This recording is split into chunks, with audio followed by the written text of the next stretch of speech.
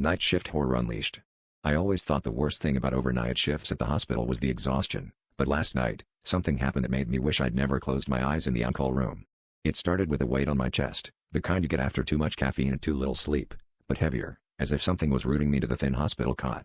I tried to open my eyes, to sit up, but my body wouldn't respond, only my breathing, shallow and quick, reminded me I was still alive.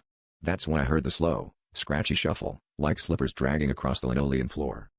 Through the slit of my barely open eyelids, I saw a shadow at the foot of my bed, a shape that didn't belong to any of the nurses or orderlies. It looked almost human, but its limbs bent at impossible angles, and its face was nothing but a wet, glistening smear.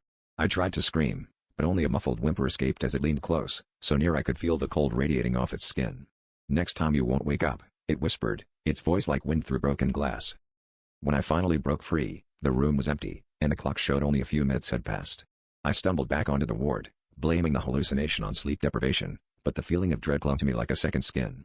My co-workers laughed when I told them, saying the hospital was full of ghost stories, but I could see the fear flicker in their eyes, even if just for a second.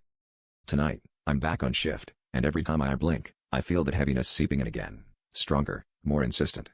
The baby monitor in pediatrics keeps crackling with static, and I swear I can hear that same voice, whispering my name.